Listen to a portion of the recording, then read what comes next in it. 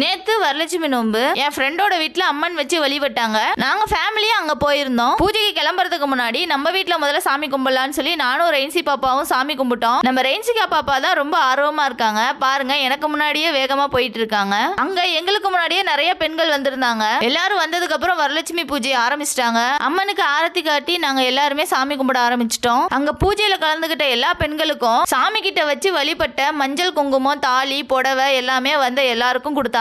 பூஜை முடிஞ்ச உடனே வந்த எல்லாருக்குமே பிரசாதம் கொடுக்க ஆரம்பிச்சிட்டாங்க. நம்ம ரெயின்சிகா பாப்பாவும் சாமி பிரசாதம் சாப்பிட ஆரம்பிச்சிட்டாங்க. நாங்க ரொம்ப நேரமா அங்கதான் இருந்தோம். நிறைய மக்கள் வந்திருந்தாங்க. பூஜை சிறப்பா முடிஞ்சது. என்னோட ஃப்ரெண்டும் அவங்களோட நாத்தனாரும் சேர்ந்து இந்த வரலட்சுமி நோம்ப 3 வருஷமா செஞ்சிட்டு இருக்காங்க. ஆனா நான் இந்த வருஷம் தான் முதல் டைமா வந்து கலந்துக்கிறேன். அங்க வந்த எல்லாரையுமே அவங்க நல்லபடியா கவனிச்சுக்கிட்டாங்க. நான் பூஜையில கொஞ்சம் பிஸியா இருந்ததுனால நம்ம ரெயின்சிகா பாப்பா அவங்க அப்பா கூட தான் ரொம்ப நேரமா இருந்தாங்க. நம்ம ரெயின்சிகா பாப்பா எந்த அட்டகாசமும் பண்ணாம அவங்களும் நம்ம கூட சேர்ந்து சாமி கும்பிட்டாங்க.